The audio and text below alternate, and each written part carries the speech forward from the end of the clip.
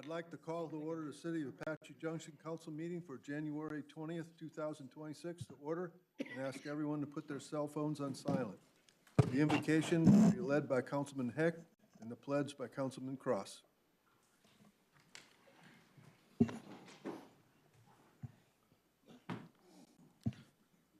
Heavenly Father, we thank you for the privilege and freedom we have of being able to gather together this evening to discuss city business. We ask that you give the staff and council wisdom and clarity in their decision-making. Keep us mindful that we serve the residents of this city. We ask you to watch over the men and women who serve in our military the world over. Keep them safe in these troubling and turbulent times. We ask also for your blessing on our first responders, including our police and fire departments, our EMS personnel, along with our park rangers. Please keep these brave men and women safe in their duties to protect and care for the residents of this city. Thank you for the honor and privilege we have to serve the residents of this city. These things we ask in your name. Amen. Amen. I pledge allegiance to the flag of the United States of America and to the republic for which it stands, one nation under God, indivisible, with liberty and justice for all. Roll call. Mayor Wilson, Here? Vice Mayor Schroeder, Present. Councilmember Cross, Here. Councilmember Heck, Here. Councilmember Johnson, Here. Councilmember Nesser, Present. Councilmember Solar. Here. You have a quorum, Your Honor. Thank you. Excuse me. As a reminder, all items under consent agenda will be approved with one motion. If a council member wishes to move an item for further discussion, the request must be made prior to approving the consent agenda and will be moved to new business. Do I have a motion for consent agenda? Your Honor, Yes. I move that the consent agenda be accepted as presented. Second. Moved and seconded. Roll call. Councilmember Cross, Yes. Councilmember Solar, Yes. Councilmember Heck, Yes. Councilmember Johnson, Yes. Vice Mayor Schroeder, Yes. Councilmember Nesser, Yes. Mayor Wilson. Yes. Motion passes. Okay, proclamations. I got a couple of proclamations here. First one, Human Trafficking Awareness Month, January 2026. Whereas January is nationally recognized as Anti-Human Trafficking Month, a time to dedicate to raising awareness, supporting victims and survivors, and strengthening our collective efforts to combat this horrific crime. And whereas human trafficking remains a widespread, underreported crime occurring in communities across the United States, including Arizona, affecting individuals of all ages, backgrounds, and demographics. And whereas the fight against human trafficking requires a cooperation of schools, churches, nonprofits, law enforcement, businesses, concerned citizens to intervene, disturb trafficking activities, and provide resources and compassionate care for victims. And whereas the City of Apache Junction joins statewide coalitions, communities, organizations in our Not in Our City movement in demonstrating its commitment to bring light to the darkness of the human trafficking, to increase public awareness of impact this crime has on communities throughout Arizona. And whereas continued leadership from cities and towns across the state strengthens Arizona's united sense, deepens community engagement, amplifies efforts to oppose human trafficking in all forms. I now, therefore, Chip Wilson, Mayor of the City of Apache Junction, do hereby proclaim January 2026 as Human Trafficking Awareness Month. And we've got Bus and Joe to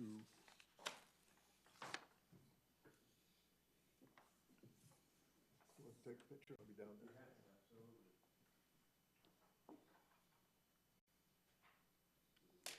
Turn around.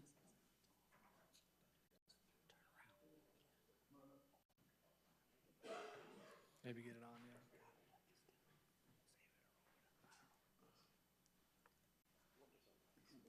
It's so bright.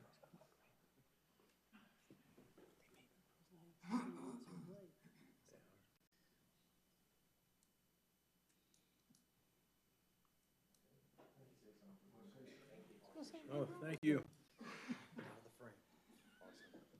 I would like to thank, hello everyone. We'd like to thank the mayor and the council members for recognizing the month of January as Not in Our City. So one child trafficked is one child too much. One person trafficked is one person too much. And I want to just, quick presentation, just bear with me here. Just got my note. So on behalf of Not in Our City, thank you for this proclamation and for standing publicly against human trafficking. So when a city or town takes a stand, it sends a clear message. Exploitation has no safe place, impact, and call to action. This proclamation is more than words. It represents awareness, prevention, protection for the vulnerable. Together, faith leaders, city officials like yourself, law enforcement, and the residents can be part of the solution. So we therefore, you all should have received a flyer right on your table there, and everybody in the audience as well. We want to send an invitation to Night of Hope 8. We invite the entire community to Night of Hope 8 on February 22nd, 2026 at 5 p.m., which is going to be at Pure Heart Church in Glendale, a free, family-friendly evening of worship, awareness, and hope as we unite to say together, can you all say together, not in our city? Not in our city. Thank you. Thank you. Awesome, thank you. Thank you. Okay, my second proclamation here is Celebration of America 250.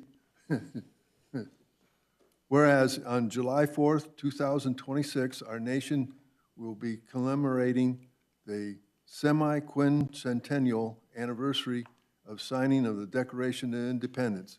And whereas the historic milestone proves an opportunity to reflect on our nation's past, honor, and contributions of all Americans, and look ahead to the future generation who carry forward the ideas of democracy and individual liberties and that make the United States a unique nation in the world community. And whereas the National Society of Daughters of the American Revolution, DARE, is a non-political women's service organization established in 1890 with members are literally descendants from patriots of the American Revolution, and whereas from 250th anniversary of the Boston Tea Party in 2023 through the 250th anniversary of the signing of the Peace Treaty in Paris of 2033, Daughters of American Revolution are honoring the men, women who achieved Americans' independence, patriots who believed in a noble cause of liberty and fought valiantly to establish a new nation. And whereas the Arizona State Daughters of the American Revolution will be active throughout this period of national commemoration. I now therefore, Chip Wilson, Mayor of City of Apache Junction, do hereby proclaim January 2026 as Celebration of America 250. Kelly McDonald.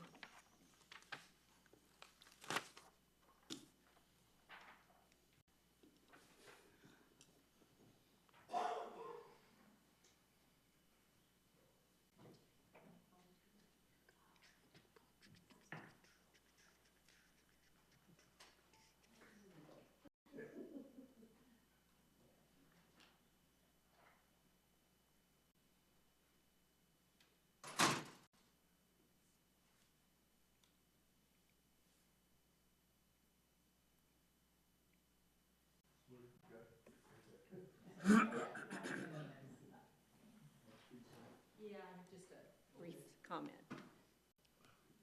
Thank you. As we enter 2026, the Daughters of the American Revolution join with the entire country to celebrate our 250th American birthday.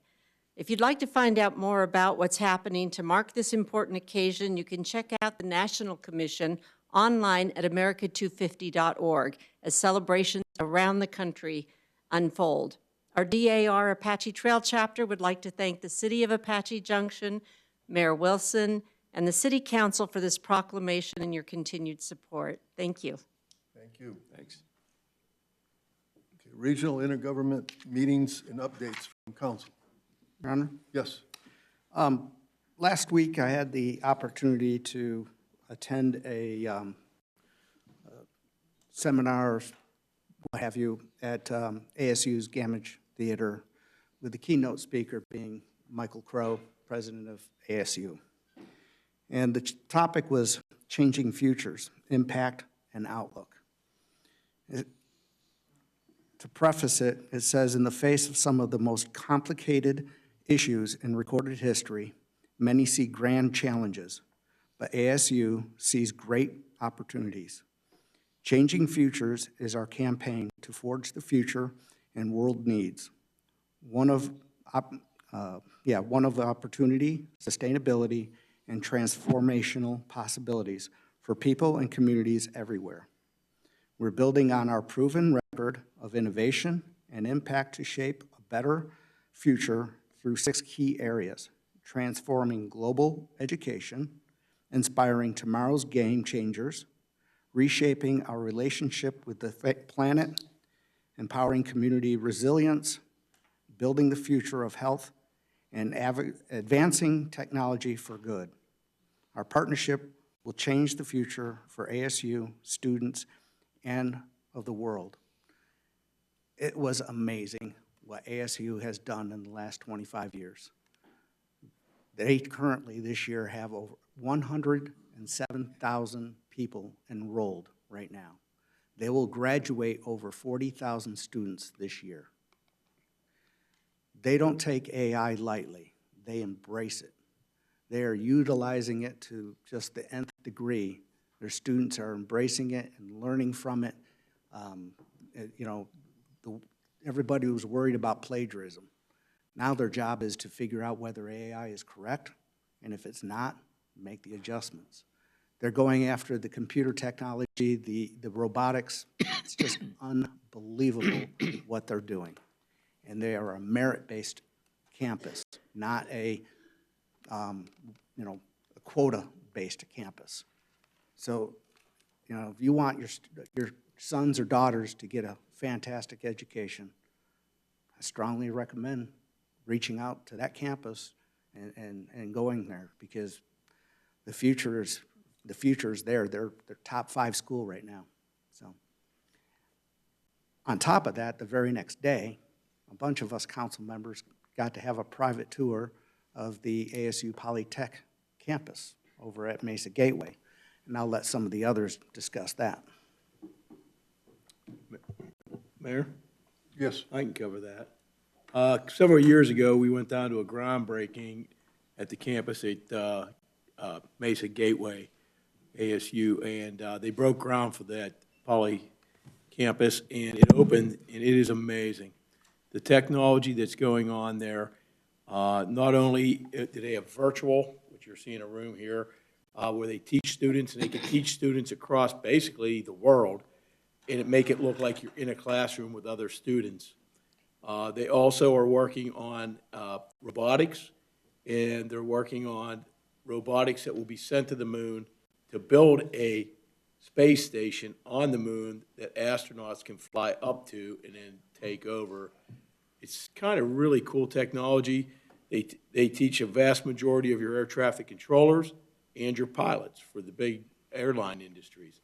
And they also do 3D printing of everything, from titanium to plastic, everything. And it is really impressive what the future holds. And that campus is made to get the next generation of students and scientists up to speed to deal with all this new technology. And it was really fun to be there and see that. Your Honor? Yes. Just if I can just jump in, add my piece to that. Well, something that's very profound from my standpoint. They're in the process of building a medical school down there, and it's just not your typical medical school. It's one, because of the advancement with technology and certainly robotics, this medical school will train its its students, not only in medicine, but in engineering. So when a student graduates from this medical school, he or she will have not only their degree have their doctorate in medicine, but they'll have a master's degree in engineering.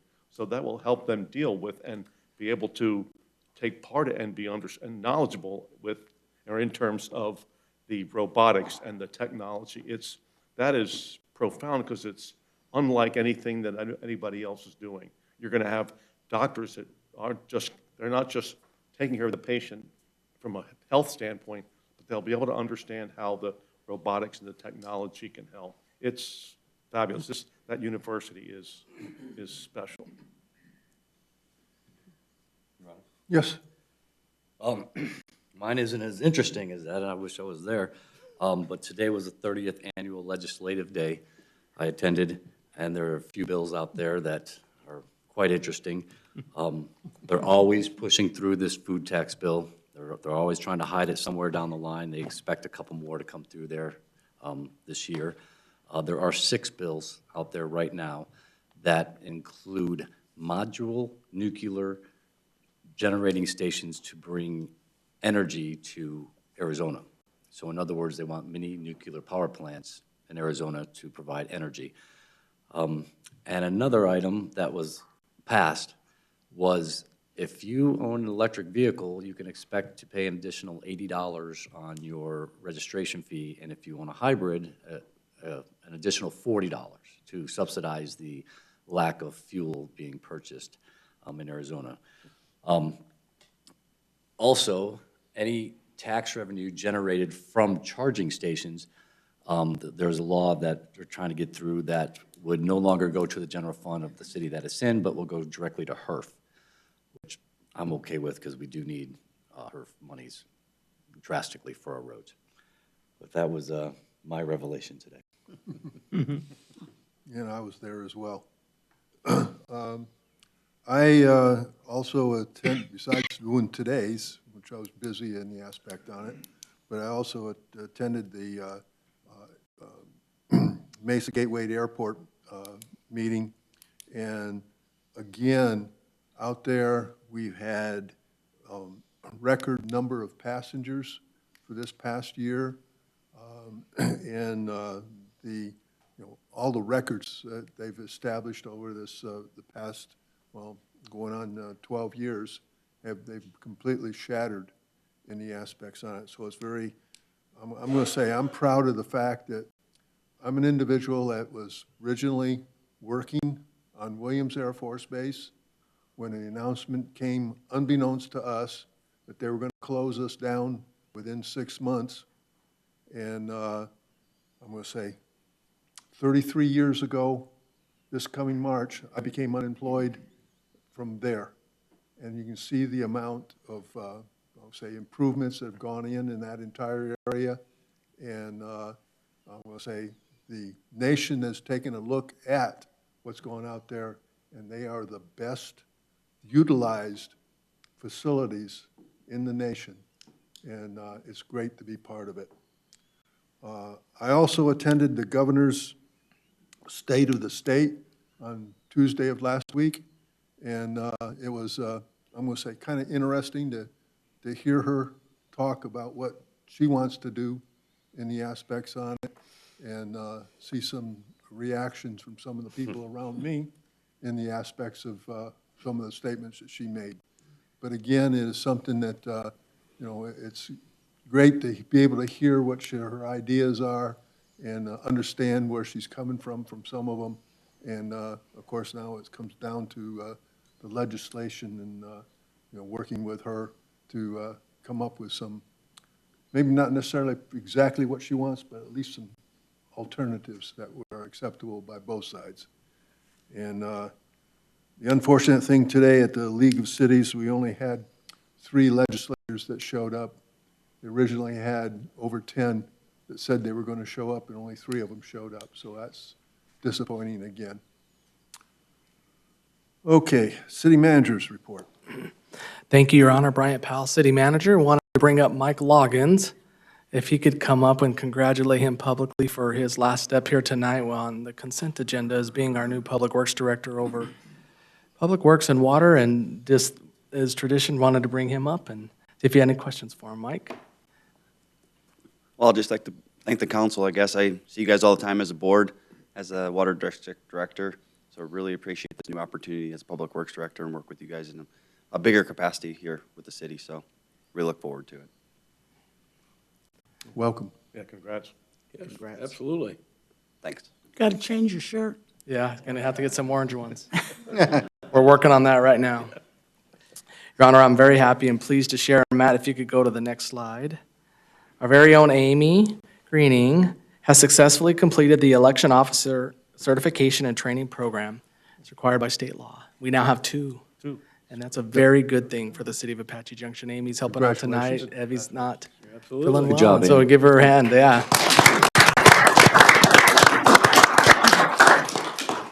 So on behalf of all of us, we congratulate you, Amy, and carry on. That's a great job. So happy you're doing so well. And then for the next part of my report, I'd like to bring up Charlotte, who has a couple announcements from Republic Waste Services. It's their time to do their quarterly report, and we'll turn it over to Charlotte and Emma. Of course, can't forget Emma. Good evening, Mayor and Council. Thank you again for having Republic Services here to do our regular report. Before we bring up Emma Reyes, there she is, our municipal sales manager, to talk through our normal report out on some data and some important dates coming into the new year. Just a couple of thank yous. I did want to thank you, Mayor, and the council members who were able to attend our landfill open house right before the holidays. Can't think of a better way to celebrate holiday season and end of the year than a beautiful day out at the landfill. So thank you all for coming out there. Also wanted to thank the city for the opportunity for Republic Services to donate our time and our services to last week's Apache Junction Make a Difference Day. It was really great to get out there personally and with some of our team members and clean up Baseline, which is right near our landfill. So always great to get out there and give back to the community. Lastly, I did want to just take this time to say that this will sadly be my last city council meeting as general manager of the East Phoenix Business Unit. I've tried to speak and reach out to all of you individually. Just wanted to thank you again for the past 2.5 years. Just really appreciate the work and the partnership with the entire council, the city, and the whole community. I have nothing but confidence that the partnership will continue to grow and develop with Emma and our new general manager. But again, just wanted to thank you all and come out and say how honored and privileged I am to have been able to work so closely with such a fantastic city and serve such a fantastic community. So I'll have Emma come up and go through all the important stuff. We're really going to miss Charlotte. I just wanted to say that. But no, thank you so much for everything that she's done for us at Republic and the management team. Alrighty, so just to walk through the community engagement that we had, just like Charlotte mentioned last Saturday, we were able to donate the roll-off boxes throughout the community of AJ, and it was a wonderful event. Charlotte was able to make it in some of the people from our management team, but we always love to support Make a Difference Day, and thank you to those on the board for the AJ CDC. We always love to see you guys out there. Alrighty, so with the holiday schedule, just to review, we have Thanksgiving only and Christmas and New Year's Day. These are the only holidays that we don't have collection services on. So business is normal except for these days. But this will create a 1-day delay after these holidays. So business is normal though for the rest. And then to update you guys for 2026 for Free Dump Week, these are the dates. And I will send this to staff so that it will be posted on the City of Apache Junction website.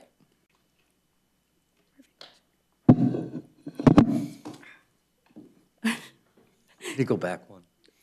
Do you want, oh, you want to? Okay. Yeah, I got to take a picture. Okay, sorry. Thank you. There you go. You're going to have to remind me come Right, November, I'll send December, I'll send the link to the January too, by the website. way. Yeah, it's, yeah. And then just in review, you know, we have our customer service center, but a few calls come through with bulk service. Just a reminder for residents that take advantage of the bulk service out here in Apache Junction. These are the requirements, and these are also posted on the Apache Junction website. But yeah. There you go. And then these are the items that are not accepted during bulk service. I think that's all. Perfect. Thank you, Mayor and Council, for your time. Any questions? Well, thank you, and best of luck on your new job. Congratulations. And Charlotte and Emma, before you go, the chair of the CDC, Tom Kelly, wanted me to pass along the certificate to you. Thank you for the donation of the dumpsters. It makes a big deal for dumpsters out in the neighborhoods. Thank you so much.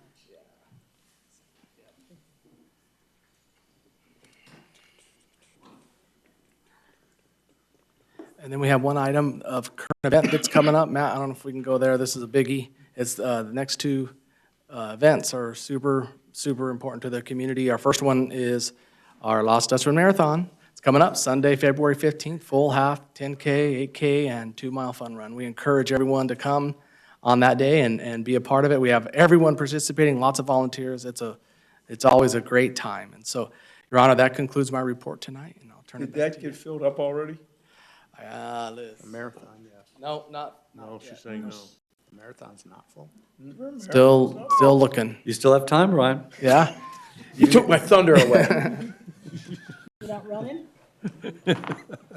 Your Honor, or Brian, can I mention about Lost Dutchman Days? Of course. Okay.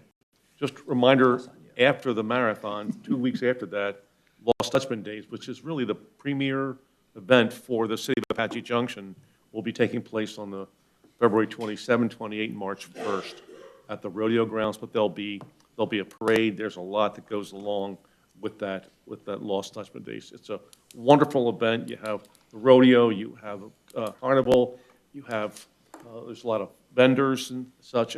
It's really a great event, great opportunity for families. And if you've never been to a rodeo, this is a great opportunity. It's a lot cheaper going to this one than you would if you were going to others. So, and one thing I do want to mention too, Blossom Rock, one of our developers down south, they are the title sponsor this year for Lost Dutchman Days. I think that's wonderful that we have a new partner in our city. You know, they're relatively new, obviously, but they have anteed up and they're our title sponsor. So we are very grateful for that and grateful for their participation with us. Okay, I forgot to make a couple of announcements for me, and I'm going to throw them out right now. One of the things that we're going through, you know, cleaning up some old shirts and stuff. Whoops.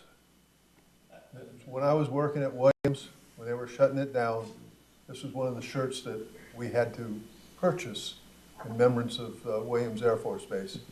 And I'm going to present this to the Williams, not Williams, excuse me. Mesa Gate. Old habits there, to the Mesa Gateway Airport, and they're going to put it into on a board and have it behind glass to preserve it and have it shown that how this whole place was formed. Cool. And then finally, one of the things I want to say, coming up on the 23rd of this month, she's already hiding her face, it's going to be our anniversary, and I want to especially announce that aspect on it. 55 years we've been together. Thank you.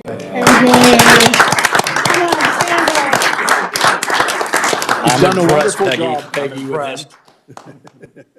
You put up with him all that years? Yeah, Peggy, you did a wonderful job teaching him. Yeah. Oh, good job, Peggy. Okay.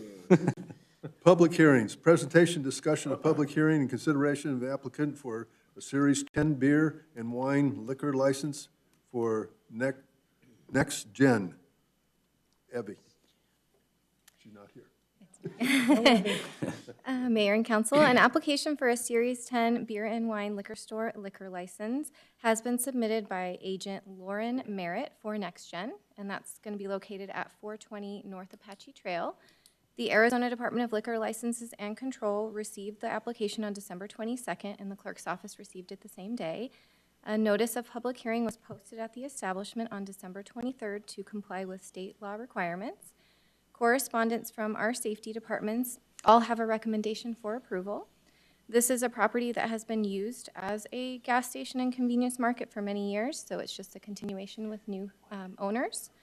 The applicant was unfortunately not able to attend the meeting this evening, but if you guys have any questions, I can certainly try and help. Any questions? This is now a public hearing. Excuse me, it's a 5-minute time limit with a 1-minute warning you will hear. Please state your name and address for the record. Anyone like to speak on this? And I see all kinds of movement, right? No. I will now close the public hearing and ask for a motion. Mayor, Yes. I move that the application for a new Series 10 beer and wine store liquor license for Nex Gen located at 420 North Apache Trail, Apache Junction, Arizona, be recommended to the Arizona Department of Liquor Licensing and Control for approval. Second. Moved and seconded. Roll call. Vice Mayor Schroeder, Yes. Councilmember Nesser, Yes. Councilmember Heck, Yes. Councilmember Solar, Yes. Councilmember Johnson, Yes. Councilmember Cross, Yes. Mayor Wilson. Yes. Motion passes. Thank you. Presentation and discussion, public hearing and consideration of ordinance number 1570. Nick. Thank you, Your Honor. I'll also be giving this presentation for the following resolution, and I'll explain how both of them go together in this presentation. So I'm Nick Leftwich of the Development Services Department of the City of Apache Junction, and tonight I'm providing a follow-up to our November 18th meeting, wherein the City Council approved an IGA partnering with Maricopa County in order to effect the annexation of Meridian Drive right-of-way between Elliot Avenue and Ray Avenue.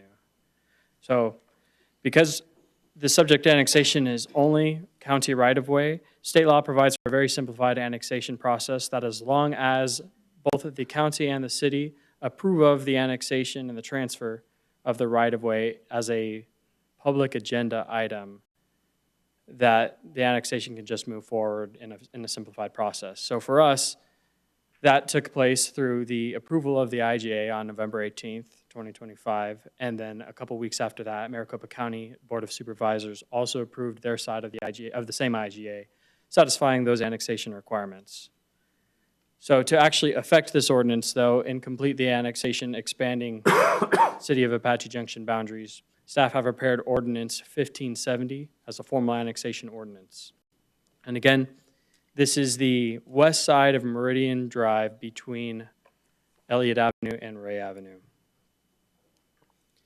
And just as a follow-up note, Resolution 2603 was prepared in order to make the legal description and map exhibits of the annexation a separate public record so that they would not have to be published in its entirety as part of the ordinance, as the ordinance is required to be published in its entirety in the newspaper, and this mitigates some of the costs for the city. So Ordinance 1570 is for the annexation proper, while the resolution is to declare the legal descriptions and map exhibits public record. And so with that, staff recommend the approval of Ordinance 1570 and Resolution 2603. Okay, any discussion from council on either one of these? No? I will now open the public hearing. There's a 5-minute time limit with 1-minute warning that you will hear. Please state your name and address for the record concerning the ordinance for 1570. And again, I see no movement. I will now close the public hearing and ask for a motion in ordinance of 1570. Your Honor, Yes. I move that ordinance number 1570 be read by title only and the entire reading of the ordinance be waived. Second. Moved and seconded. Roll call. Councilmember Heck? Yes. Councilmember Cross? Yes. Vice Mayor Schroeder? Yes. Councilmember Nesser? Yes. Councilmember Johnson? Yes. Councilmember Solar? Yes. And Mayor Wilson. Yes. Motion passes. Do I have a second motion to adopt the ordinance? Mr. Mayor, she needs to read. Reading first. Okay. That's okay.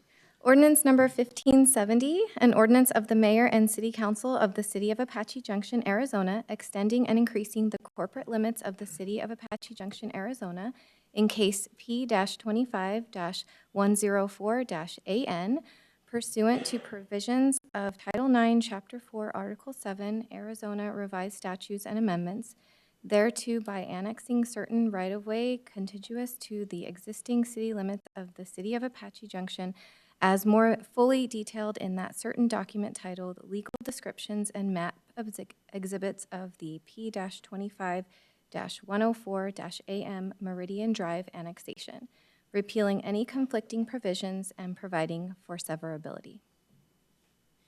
Okay.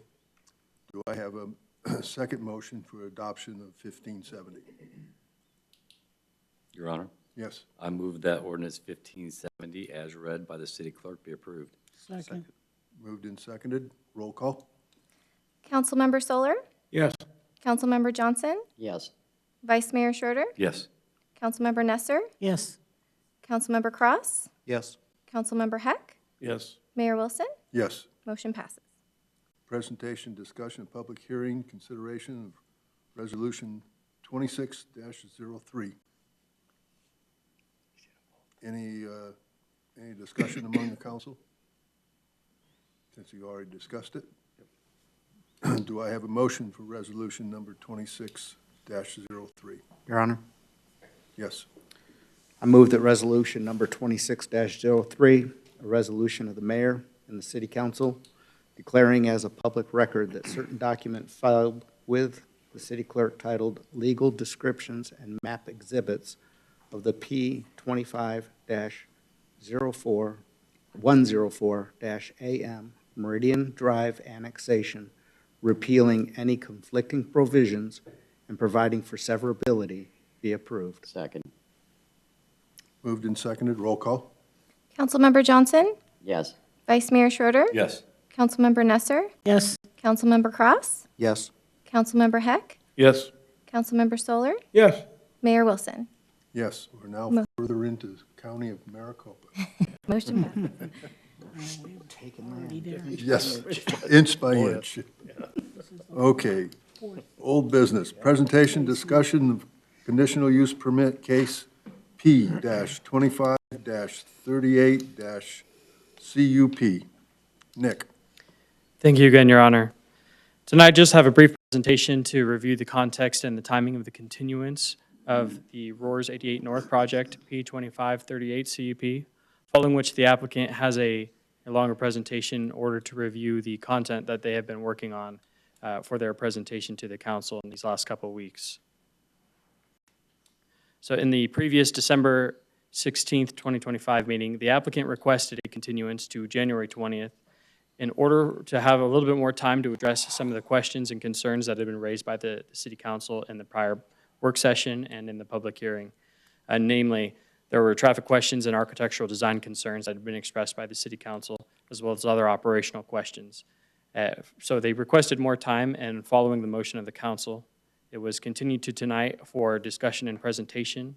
And again, it was continued to February 3rd for discussion, public hearing, and consideration. And so we will reconvene in 2 weeks on that matter. But the applicant has their full presentation. They've been working on revisions, and they are here tonight to present that. And I would like to pass the time over to them, unless you have any further questions for me specifically. Okay, thank you.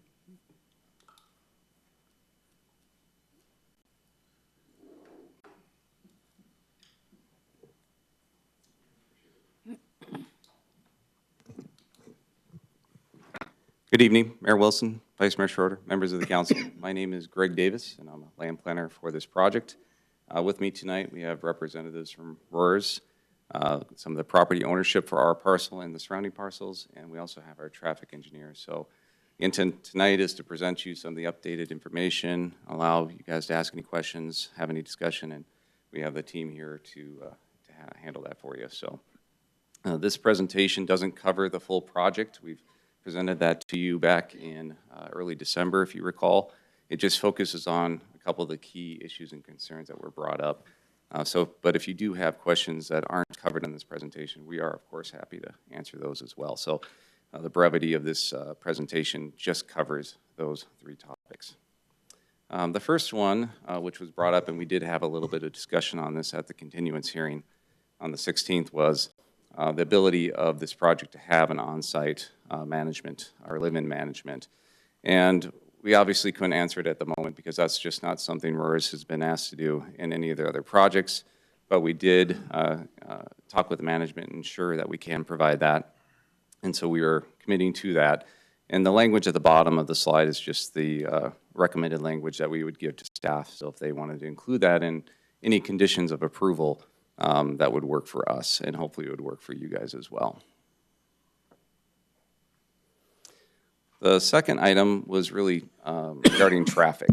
Traffic is something that, as a developer, we always look at first because we need to know from a development standpoint, is traffic going to be a hindrance to our ability to sell our product, whether it's commercial, office, or residential? And so in this case, we had a traffic study that was already developed. It was already reviewed by staff, and it was actually approved by ADOT back in November of 2022. So from our standpoint, we didn't see traffic as an issue because that study, which included more units than what we're proposing, came to the conclusion that all of the roads and intersections met the acceptable level of service guidelines. And so I don't want to,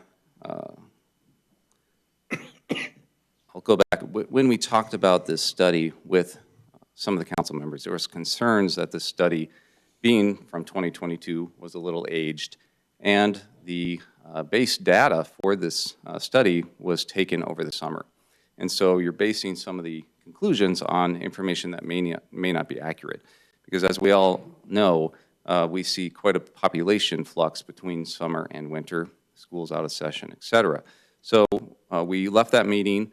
We called our traffic engineer with an emergency request to see if we can do something about that. Unfortunately, they were able to send staff out in the field and actually collect data for a new traffic study based upon information that was current as of December 18th.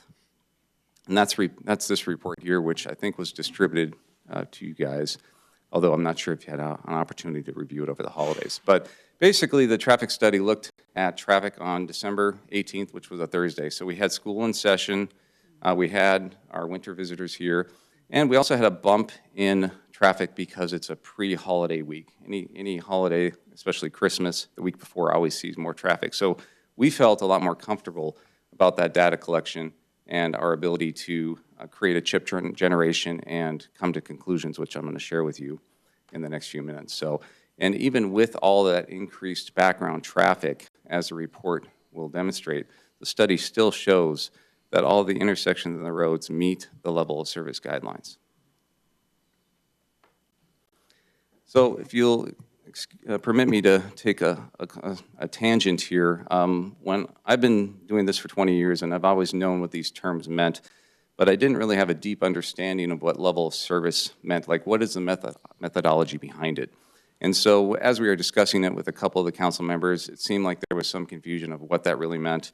What's the methodology behind it? How realistic is it? So I won't take you down that rabbit hole completely because it took about 2 weeks over the holidays for me to do it, but this is kind of a summary that I established to help kind of walk everyone through what that is. First of all, level of service, our LOS, is established by a national organization. It's not something that we've come up with, traffic engineer came up with. It's something that every jurisdiction, private agencies use to help determine the efficiency of our roadways and our intersections.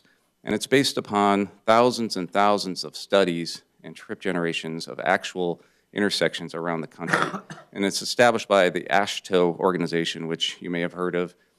They are the ones that set the standards for studies, protocols, and also road sections, et cetera. So all of our infrastructure is based upon AASHTO's work in the past. So they're the ones that come up with this methodology and this approach and this criterion for measuring roadway efficiency.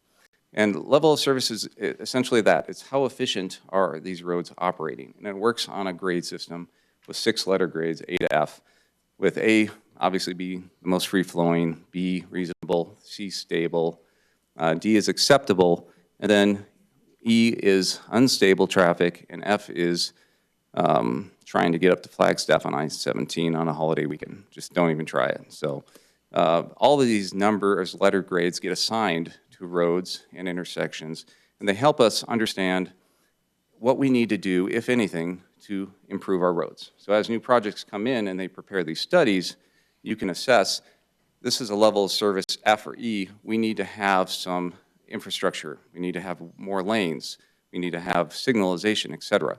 So they're just additional tools to help assess the traffic in the situation. And one thing I didn't know that I learned, which is the bottom of this page, is that we're not really shooting to be level of service A or B. If you do so, then you're actually robbing yourself because you're over-engineering a road to operate more efficient than it needs to for that situation when you could have used those funds or those road improvements in another intersection in your town, et cetera. So that's why traffic engineers look at the level of service C and D and find that to be the efficiency or the adequate level of service. So anything level of service D and higher does not need mitigation, where level of services E and F do. So apologize if you already understood that. I thought I did, but after going through this, I learned quite a bit more about it. But it's very applicable to the information that this traffic study includes. So for our project, having them look at trip generation, obviously we didn't have a lot of time to assess a larger area. So we had them focus on the areas that are immediately applicable to our project, which includes these 7 areas, or these 7 intersections, which you see on the map before you. 5 of them are on Idaho, and 2 are on Junction Street. And this is how they relate. So this graph is the culmination of the trip generation, and then it's assigned a letter grade, and there's several things on this map. First of all, it talks about peak hours. We look at traffic in its peak AM and PM hours, because that's when the system is most stressed. That's when you have the most people on the road, so that's where it's most appropriate for you to assess the efficiency of a roadway.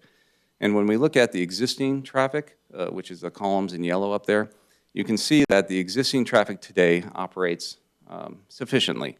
You have some intersections that operate at levels A and some B, D, et cetera. And the evening one, it degrades a little bit, but you still have all operations at level D or higher. The green column is when we introduce our project and the surrounding residential projects into it.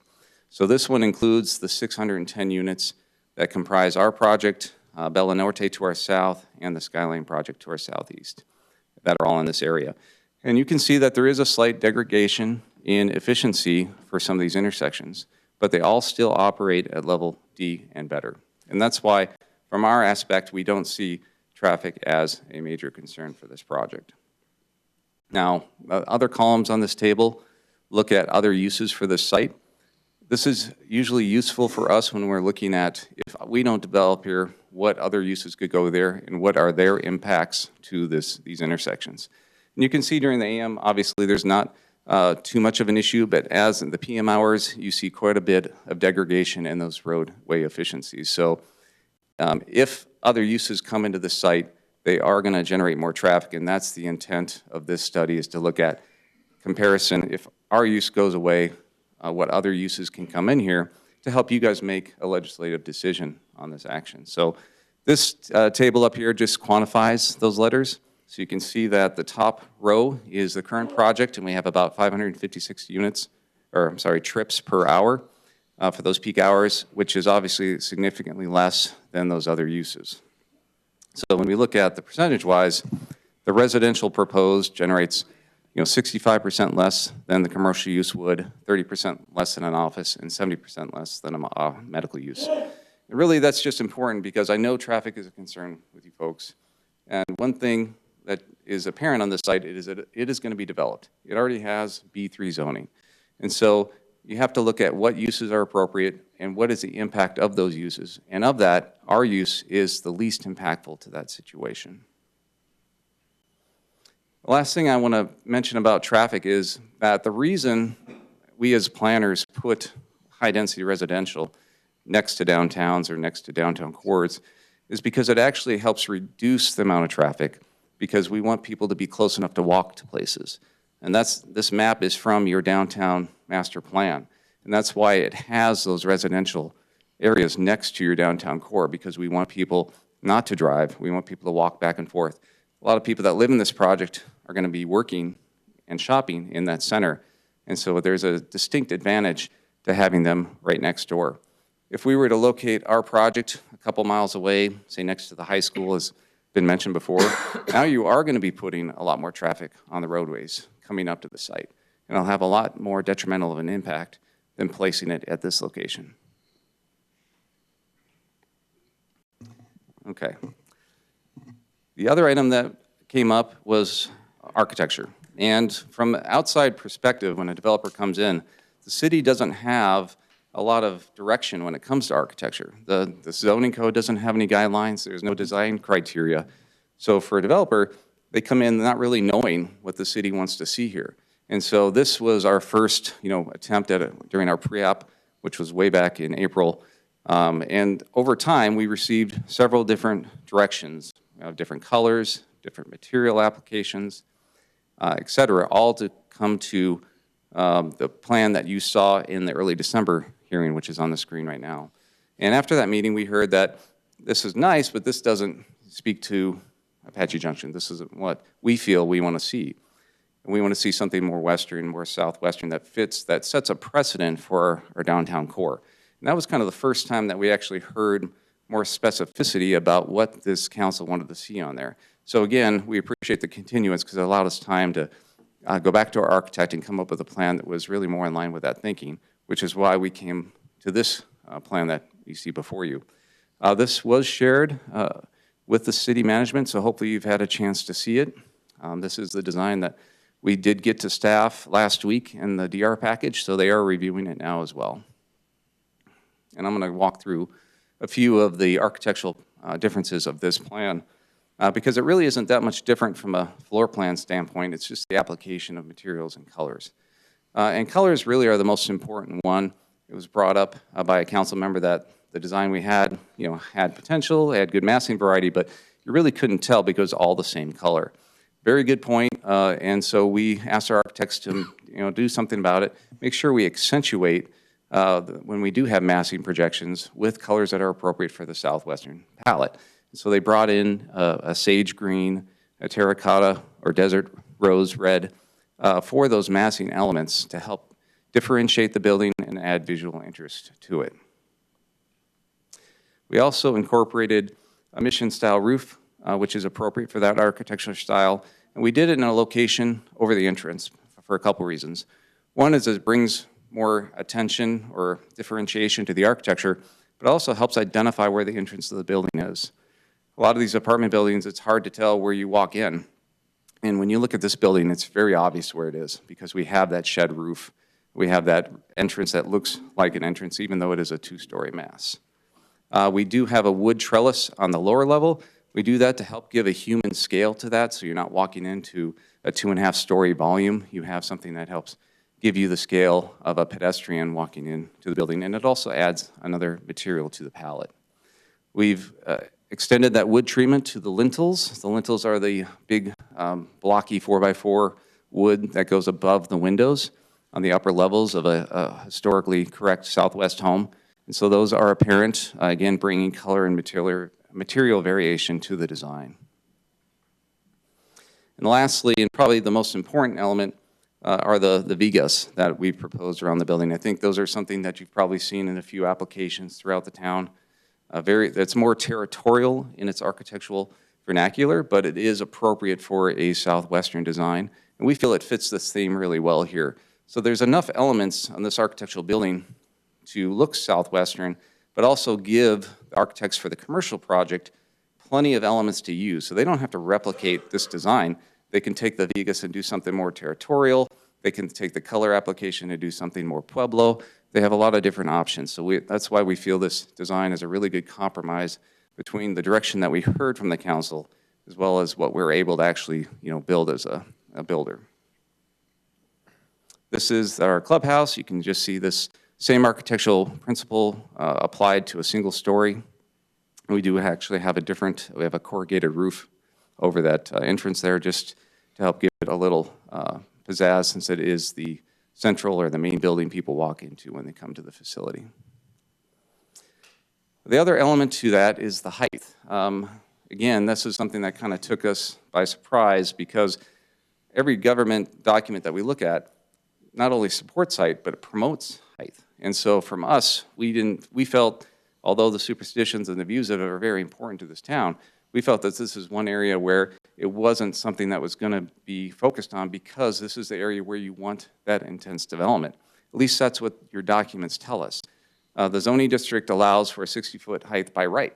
We're here because we need a use permit, but a use could come in that didn't need that could build up to 60 feet, without having a council approval. The zoning district also dictates that, because you have not only a maximum density of 40 units per acre, but you also have a minimum density requirement. So any residential project that comes to the site is going to have to develop at least 13 units per acre. And it's very difficult to get anything two-story at 13 units or higher. So you're almost requiring whatever gets built here, if it's residential, has to be 3 stories. And then lastly, the downtown master plan and the general plan specifically call for high-density multifamily, which is almost always 3 stories. So from our standpoint, we thought we were giving you what the city wanted here. And so to hear that there was a concern about height kind of made us say, okay, well, what can we actually do about that? And so, again, we looked at the architecture and said, we need to get this building as low as possible. What can we do? And so they're able to drop it down from 45 feet to 38 feet, which is the minimum that we can do to screen the equipment, and also to have 9-foot interior heights, which is an expected element of homes of this rental price range. And this height of 38 feet also matches what was approved at the Wolf Project, so we feel it's very consistent with what the council is expecting in this area. So we wanted to see beyond that how this height issue would really play out. And so we looked at doing a perspective view from the commercial parcel. So you can see on the map there where that red dot is, that's the center of where the future downtown commercial will be. And along our property, you can see gaps between the buildings, et cetera. And so we wanted to show that although our buildings are 38 feet and they certainly will impact the view, that they're not always just going to block entirely the view of the superstitions. And so from this standpoint, from the center of the future development, we created the perspective, which you see here. So these are our buildings, which are on the east side of Idaho. The power lines, which I think are, block the view more or more in the view, are on the west side.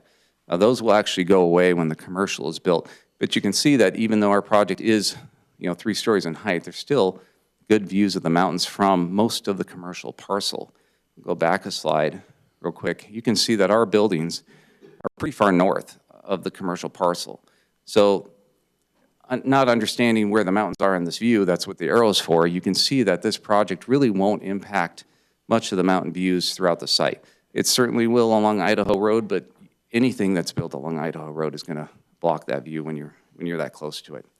And then I did create a quick Photoshop slide without the power poles. It's a little blurry, but I think when you see this, to me it shows a lot of potential of how great, this view will be from your commercial parcel. And I don't think our project takes away from that. I think it just adds to that. So hopefully that's more in line with what the council's expecting for this site. The last thing I want to touch on is just a reminder that, we feel there's a lot of support for this project. The general plan, the city center designation, has many goals and policies that support what we're trying to do here. The zoning code, as I've mentioned, supports this use. We're not asking for any zoning deviations. We actually exceed our setbacks where we're adjacent to existing properties. And the downtown master plan calls for this type of use. As I mentioned earlier, this map is from that document, and you can see that it calls out for this residential intensity near this downtown core. So from our standpoint, we're trying to provide you exactly what the city is telling us they want to see here. And lastly, the proposal is supported by staff, and it was recommended for approval by the Planning Commission. So with that, I'll conclude my presentation and be glad to answer any questions that you have. Okay, any questions? I don't have a question, I have a comment. I do greatly appreciate the fact that you took into consideration the height that we weren't happy with and the change, the pretty dramatic change to what the buildings look like. I'm probably still not as satisfied with traffic, and I would again like to, one of my issues has always been that when a developer comes in here, that what you're putting up here on the screen, I get to see it while you're talking to me, and then when I leave, I don't have a copy of it to refer back to. So if there's a way that the city can have this presentation and get it out to all of us, when you have something that's this important, it's important to us to review it after we're out of here and before we're actually sitting here voting later on. Through the mayor, Councilwoman Johnson, absolutely. We've already provided it to the staff, so they have my permission to share it if they'd like. Anyone else? Anyone over here? Okay. Well, I guess we'll see you at our next meeting. All right. Thank you for your time. Thank you. All right, as call to the public. I would like to remind everyone that call to the public is a courtesy, is not required by law. It's a time for the public to express requests, communication, comments, and suggestions. Requests to speak forms must have been completed and handed to the city clerk before the end of the city manager's report. All issues are presented in a professional manner without personal attacks. Underneath the open meeting law, council cannot engage in discussion on issues presented, but may respond to criticism, may direct staff to follow up with the speaker directly, and/or place the matter on a future agenda for council discussion. There's a 3-minute time limit for each speaker. And I've only gotten one, Donna Carr. Actually, that was fast. Okay, that's fast. Meeting adjourned. All right. I will now adjourn the meeting.